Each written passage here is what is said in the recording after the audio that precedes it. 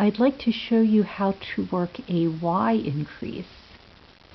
I refer to the Y increase as a knitting heresy because normally you can't work the same knit stitch twice. And yet here you see I have one stitch and two stitches coming out of it. On this fabric I have a lot of those. There's one here and two coming out of it. There's one here and two coming out of it. So this is a chance in knitting to do something that you normally can only do in crochet. So how is this done? This is a reversible lace technique, which means I am working on a ground fabric of 1 by 1 ribbing. So I'm working in knit-purl pairs. So we're thinking in pairs, not individual stitches. And this is surprisingly simple. You simply knit and purl in a pair of stitches and then back up and knit and purl in the same pair of stitches again. And I will show you what that looks like. So as I said, this is 1 by 1 ribbing. So I will work across in 1 by 1 ribbing until I get to the point where I want to work my increase.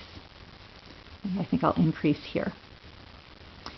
So I'm going to knit and purl and then back up and knit and purl. I knit. Now pause for a moment and pay attention to what you have. You have a daughter stitch on the right needle and then you have the mother stitch below it. And we want to work that mother stitch again. So you need to pay attention to where it is.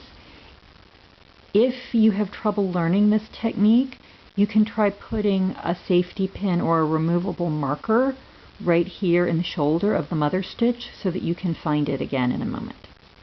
So sort of pay attention to where that is. Now I'll bring the yarn forward and I'm going to purl in the purl of my knit-purl pair. I don't let the mother purl stitch fall off the left needle. I leave it on the left needle so I don't have to hunt for it again. Now I want to knit and purl again. I bring the left needle tip around and get into the shoulder of the mother stitch. So I had to sort of duck up underneath it and pull it open. And then I can get the right needle tip into it and I can knit it. And yes, this is in a sort of through the back of the loopish manner. So now I have knit the knit stitch twice. And since I never dropped the mother purl off the left needle, it is rather easy to purl the purl stitch a second time. Now I can let it drop. So I have knitted twice and purled twice. And now I just keep going to the end of the row. Now, you may be wondering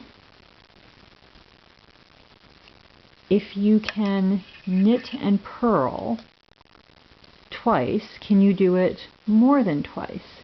And the answer is yes, you can. So down here is a W increase.